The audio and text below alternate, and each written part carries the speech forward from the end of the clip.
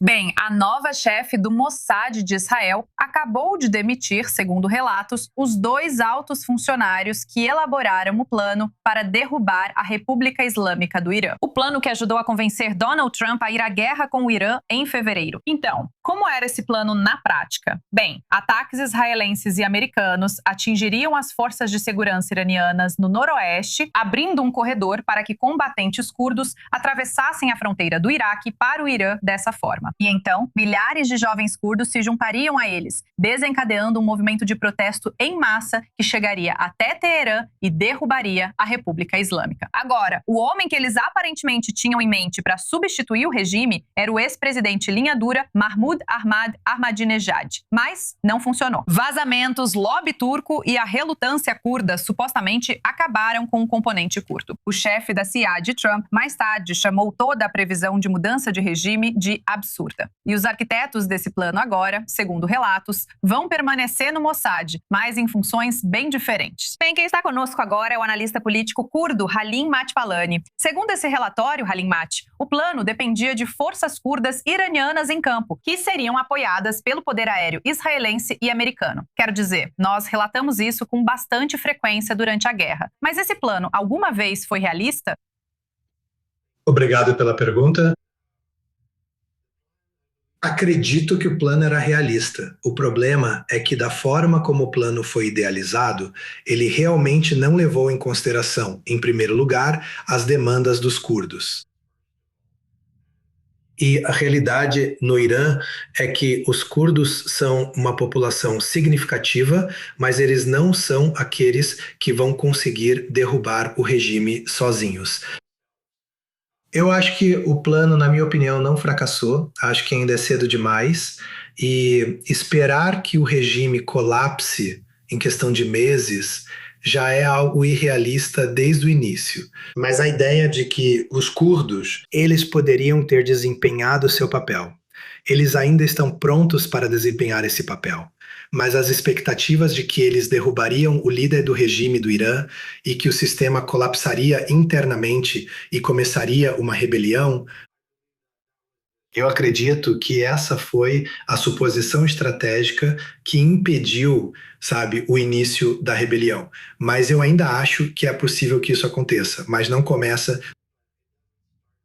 Os curdos desempenham um papel fundamental, porque eles realmente têm forças armadas. Mas o que precisa acontecer é uma estratégia internacional com um compromisso de grandes potências como Israel, Estados do Golfo e, particularmente, os Estados Unidos. Eles precisam mostrar um compromisso firme de que estão buscando derrubar o regime islâmico.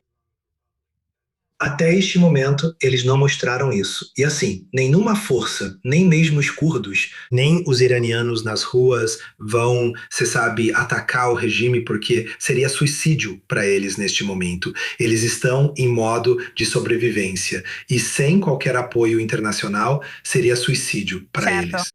O regime dessa forma. Então, de quem foi a culpa no final das contas? Quero dizer, obviamente, os 2 arquitetos desse plano que, segundo relatos, teriam convencido Netanyahu a, então, você sabe, apresentar esse plano para Trump, foram transferidos para outros cargos. Eles foram demitidos dos cargos que ocupavam. Mas, na sua opinião, sobre quem recai a culpa no final das contas?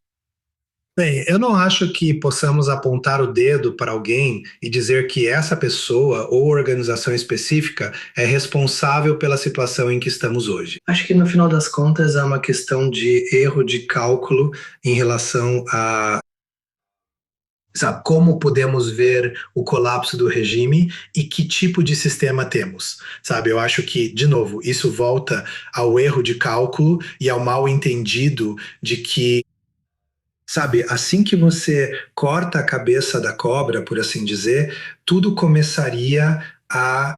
Certo. E isso não aconteceu. Então essa estratégia pode ter funcionado em outros países, mas o sistema do Irã é muito diferente. Então, novamente, não acho que possamos culpar todo mundo. Mas para ser justa, quero dizer. Eu só quero dizer, obviamente, nós não vimos as forças curdas iranianas enfrentarem a Basij, enfrentarem a Guarda Revolucionária Islâmica. Isso nunca aconteceu de verdade. Você acha que elas teriam alguma chance se fizessem isso? Com certeza, quer dizer, mais recentemente, nos últimos meses, houve grupos clandestinos que têm operado sob diferentes nomes no Kurdistão iraniano e eles têm confrontado a Basij e a Guarda Revolucionária Islâmica em diferentes cidades fronteiriças.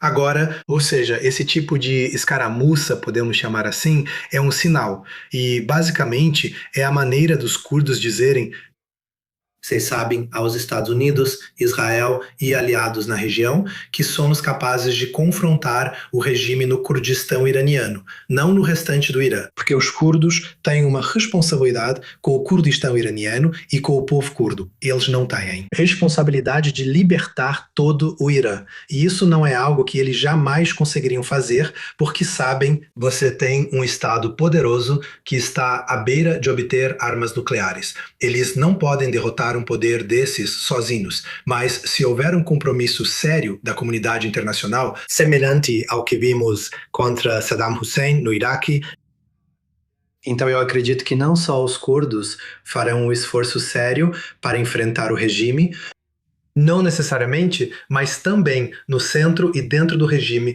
você começará a ver movimentos sérios. Você sabe, rupturas. Pessoas dentro do regime vão se afastar do poder, porque eles vão começar a perceber que esse regime está à beira do colapso e que a comunidade internacional não vai mais tolerar a agressão deles na região.